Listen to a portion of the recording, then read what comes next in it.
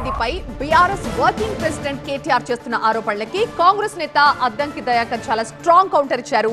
Revanth Reddy CM కావడం ఇప్పటికీ కేసీఆర్ కుటుంబం జీర్ణించుకోలేకపోతోంది అన్నారు అద్దంకి. రాజకీయ అక్కసతోనే కేటీఆర్ సీఎం పై ఇలాంటి ఆరోపణలు చేస్తున్నారంటూ ఫైర్ అయ్యారు అద్దంకి.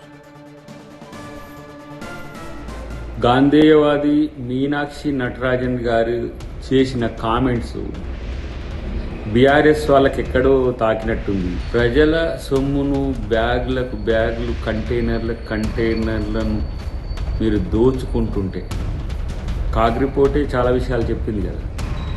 సామాన్య రైతు కుటుంబం నుంచి వచ్చిన రేవంత్ రెడ్డి గారు ఎలా ఇంతటి మీరు చెప్పుకుంటున్న కేసీఆర్ను పడగొట్టి అధికారంలోకి రావడం అనేది మీరు జీర్ణించుకోలేకనే రాజకీయ అక్కస్తోనే ఈ కామెంట్స్ చేస్తుందనేది నేను ఈరోజు ఆరోపిస్తున్నాను. మీరు మైకుల ముందు మాట్లాడలేరు, నిజం అంతర్గతంగా మాట్లాడలేరు. ఎందుకంటే అక్కడ కేసీఆర్ ఉంటాడు, ఇక్కడ ప్రజలు.